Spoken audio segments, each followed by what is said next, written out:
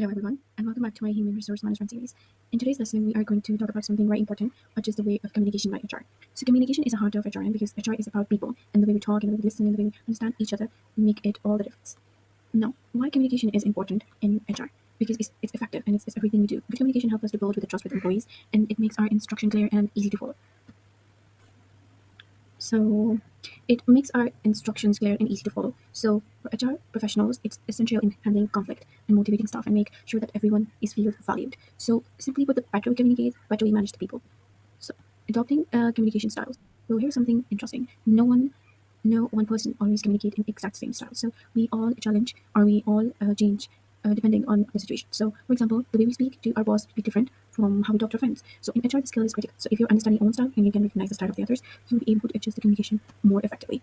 So it's like different when you're talking to different persons. So the way of communicating with the employees and making them driven towards you is the most essential part. You have to talk and you have to listen, and this is the main part in the way of this communication. So we will deep dive into that later, but let's talk about what are the four main styles we usually talk about in the communication styles of the HRM. So the first one is expressors, and then there are drivers, then there are retailers, and there are analytics. So let's look at each of them in detail. So how can we see them at the work? The first one we have is expressors. So who are these expressors? Energetic, enthusiastic, they like challenges. They rely on feelings and institutions. Dislike long details and slow discussions. Their weakness is they ignore hard data. But these people are energetic and enthusiastic. So they love to challenge and often rely on the feelings and institutions. But there is a catchy thing. There is a catch that expressors don't like long explanations and too much details. If they feel you're wasting their time, they can get frustrated. So their strength is like passion, but their weakness is something like ignoring the hard thing.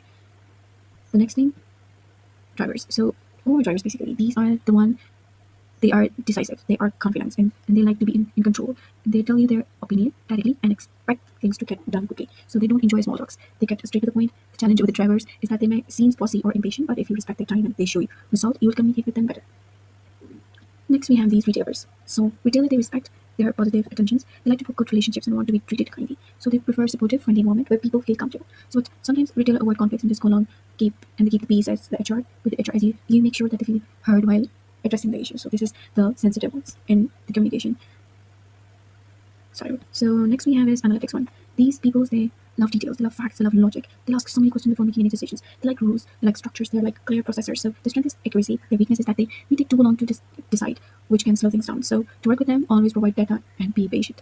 So let's take a quick recap. We know what are expressors, energetic and intuitive, drivers, direct and decisive, which are caring and friendly, and then we have analyticals, which are the logicals and the detailed one. So as HR manager, our job is to recognize these styles and adopt our communication so we can work effectively with all these peoples. So that brings us to the end of today's sessions on communication in HR.